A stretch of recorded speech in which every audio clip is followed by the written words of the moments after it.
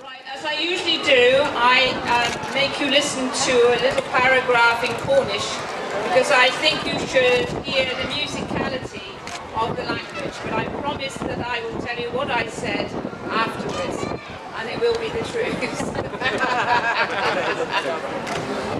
Degol St Pirans da ddiwiol, dinerch the Redruth St Pirans ag yn classic St Pirans. Abans sefys fi oma war grisio and den bal, rag Degol St Pirans lands o blithen, tra varthis rei orfa, and Pespora warn egans a vis ebrel, governance and ruvanet unis a os was finis, Kernow the bos Cynethel of the album Iwerthen Kembra Hamano. Solemnin Hemmer gans Tear Gam Rak Kernow Bisviken. Happy St Pirantide to all. Welcome to Redruth to celebrate our patron saint St Piran. Since I stood here on the steps in front of the miner a year ago for St Piran's Day, something spectacular has happened. On the 24th of April 2014, the UK government finally recognised what we as Cornish people all have already known all our lives, and that is the Cornish as a nation. On a par with Scotland and Ireland and Wales and the Isle of Man. Let us celebrate this with 3 cheers for Kernow. Hip hip! Hooray! Right, you're going to do better than that. Hip hip! Hooray! And this time I want them to hear it the other side of the Tamer. Hip hip! Hooray! For them. Following on from this recognition, I had a very profitable meeting with English Heritage, with the Historical Properties Director West, no mention of Kernow in that, who is responsible for the so-called English Heritage buildings in Cornwall. I asked why we had to ask English Heritage for permission to fly the flag of St Piran on our Cornish castles when the castles had been in existence before the English had arrived in these islands. He didn't realise that we were having to ask permission, and said in future we could fly our flag whenever we wanted. So I think that we put it on top of the castles and we sort of forget to take it off. So I hope all the old and new buildings will be flying the flag, especially for our St Pirantide today and forever, as far as I'm concerned.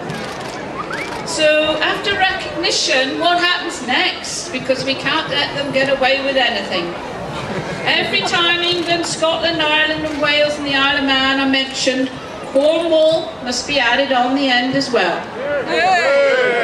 When the national flags of the British Isles are flown together, we need to see St Piran's flag alongside them. Just as we saw for the Queen's Jubilee and the barge Gloriana, I think actually there must have been a Cornishman involved in building that barge. I'm sure of it, because we wouldn't have got in any other way. And there it was, a huge St Piran flag with all the others, as it should have been. In the next census, 2021, we will demonstrate our Cornishness by ticking the Cornish box. The number is 06, and make sure you do it, because they think there's not many of us down here, and I know there are thousands of you. In the year 2000, every school child was given a book entitled Kernow Bisviken, Cornwall Forever, a book filled with the history and culture of Cornwall. Now we are working hard to turn this book into a website so that everyone can access it, not just the children who happen to be in the schools in the year 2000. This will be a valuable resource to teach our Cornish national history to everyone, as at the moment it's not being taught in our schools. Our present history curriculum is designed and made in Westminster, and there is no room on the school timetable for our Cornish national history. Local historical studies, yes, but our national history, no. Now we are a nation, it is very important that the Cornish national history is taught in schools, and that Cornish children learn that Cornish history. The World Wide Web is our only chance to teach it at present and to reach all those Cornish folk in the diaspora who need it as well. One of our other recent major happenings has been the uncovering of St Pirans Oratory Chapel at Rose. I say Rose because when he arrived it wasn't called Perranporth, was it? And I know the people of Rose are very proud of that fact. We applaud all those who worked hard to shift tons and tons of sand to reveal the place where Piran prayed. Since then we have held services in the chapel, the oldest on the mainland of the British Isles. The latest service was filmed for BBC Songs of Praise, which will be televised on the 22nd of March. We now need to support St Pirans Trust and get the building permanently covered and accessible to all who wish to visit the Oratory Chapel. It must not ever be buried again. 3 cheers for St Pirans Oratory. Hip hip! Hooray! Hip hip! Hooray! Hip hip! Hooray! Now let us celebrate the Recognition Day and St Pirans Day, because we must remember it's nearly a year ago since we were recognised. When St Piran was thrown off the cliff in Ireland, it was a huge challenge for him. Apart from the possibility of losing his life in the Irish Sea when he arrived in Rose, he found another challenge, namely the people only spoke Cornish, and he did not. What did he do? Well, he learnt the language and he got stuck in, teaching the people about God and how to smelt tin, spirituality and practicality. Gorsedh Kernow, the College of the Bards, consists of ordinary people who work hard in the Cornish community doing things for Cornwall. They are made bards in recognition of their voluntary work. There are over 500 Cornish bards around the world, but most of them live in Kernow. Today we want to extend this to everyone and invite one and all to take up the Gorsedh challenge, do something for Cornwall. Use your skills to help others.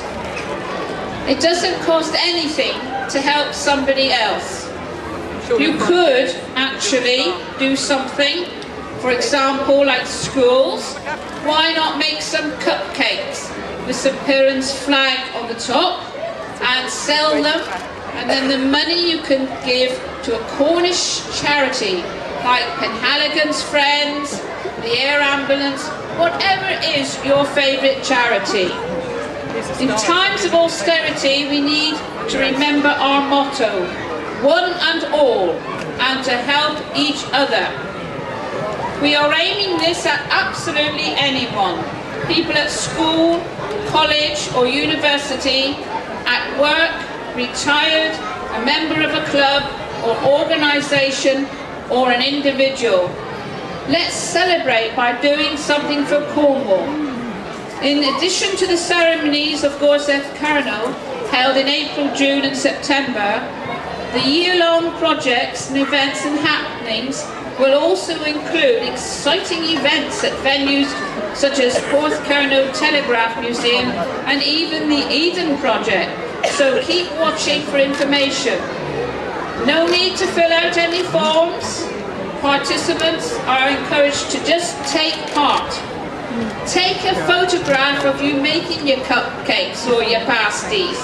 Send it into the Gorsedh website or the Facebook and just put on it, I'm doing something for Cornwall.